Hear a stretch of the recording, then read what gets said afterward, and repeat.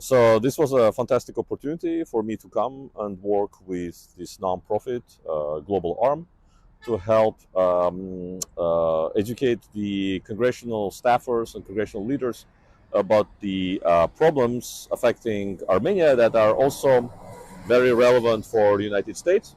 I primarily focused on energy security, further focusing on nuclear power, as Armenia has a history of nuclear electricity generation, which gives it some level of energy independence. Energy independence is very important for Armenia as it's trying to pivot away from Russia and become an independent democratic country.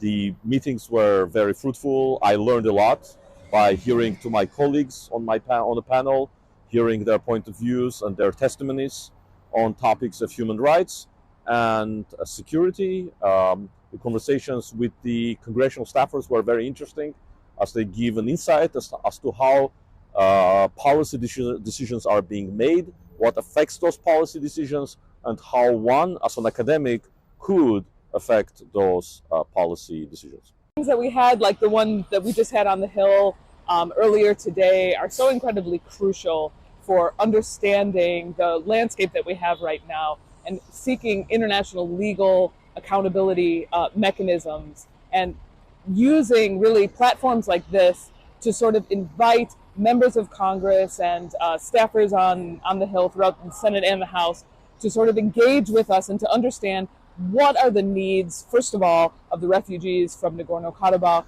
what are the justice and accountability mechanisms that we have a possibility to explore, and how the United States can really be a partner and collaborate with us in seeking justice and accountability. Well, there's a dire need to address a lot of the important issues that haven't been sufficiently discussed in D.C. with respect to advancing both Armenia's strategic interests, also advancing U.S. Armenia interests as well. Because we note the fact that these interests are now aligned, it's important to both educate members of Congress and also speak to the various bureaucracies that deal in the foreign policy and security sector in developing a very good relationship and in a sort of a functional relationship between Armenia and the United States. And so what we're doing here with Global Arm is basically addressing these important needs that are lacking or haven't been sufficiently developed in the diaspora. We also had meetings with various members of Congress, including with the Speaker's office, where we're able to engage on these sort of vital security needs of Armenia and the role that the United States is playing with that as well. And also we had the pleasure of visiting the U.S. Institute for Peace to engage with other academics and scholars and researchers on the subject matter in developing a mutual understanding of how Armenia's security situation, its economic situation, and its Western pivot aligns with the interests of the United States, and how all of these are becoming very instrumental in developing America's foreign policy towards Armenia. So I think events like this are really important, particularly in the United States. After the ethnic cleansing that took place, just 9 months ago in September last year, I think one of the reasons Azerbaijan has been able to get away with these rights abuses is because a lot of the international community simply doesn't know what's happening, particularly in the United States. I think if you ask the average American, they don't even know, they've never even heard of Nagorno-Karabakh.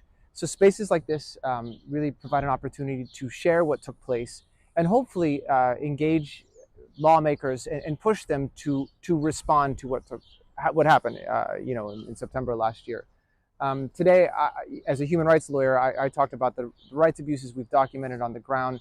I've talked about not only the victims we interviewed, but also the language of the discourse of the leadership of Azerbaijan, who's openly talked about carrying out ethnic cleansing. This is one of those unique conflicts that really, as someone, I document rights abuses all over the world, but what stood out to me in this one is that the leadership of Azerbaijan has been so open about the rights abuses, and the international community just simply hasn't responded properly. And so we're hoping that opportunities like this can educate lawmakers in the United States and in other spaces to understand what's happening, to hold people accountable. And there has been total impunity for the rights violations that have taken place in Nagorno-Karabakh and that are happening also in Armenia. Azerbaijan is attacking people in Armenia. There must be accountability. And so this is one of many steps that we're taking to educate people about what happened so that, one, it doesn't happen again, and two, so the victims finally get some form of justice. We are growing our presence here in Washington. We're getting access to the highest levels of the State Department, the NSC, other executive branch agencies, and Congress. Just today we had a briefing in the House of Representatives talking about all the issues that are so important to this relationship between the U.S. and Armenia, the pivot Armenia is taking, and also concurrently holding the Aliyev regime accountable through very specific measures. There is a real thirst in Washington, and we're seeing it here every day, for a voice like Global Arm, a fresh voice that brings expertise, that brings credibility to Armenian issues that are so important to the diaspora, but actually are equally important to U.S. interests in the region.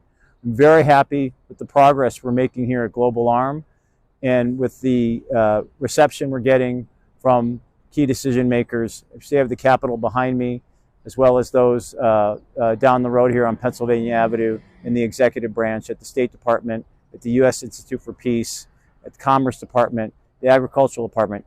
All these pieces that are bringing this relationship between the U.S. and Armenia closer together. But we have not forgotten that the people of Artsakh Armenians, need to have a voice, need to have accountability, and those are all also things that we're pursuing. There is a huge education process Global Arm is undertaking to educate people in Washington on the bad behavior of Azerbaijan, the occupation of Armenia, the illegal detention of prisoners of war. These are issues that are so important to us at Global Arm, and many people in Washington are simply not hearing enough about this. That's why we're here, and we're going to continue to do this every single day. We're growing our presence, we're having an impact, and I ask the diaspora, join with us in this effort, become part of this fresh voice.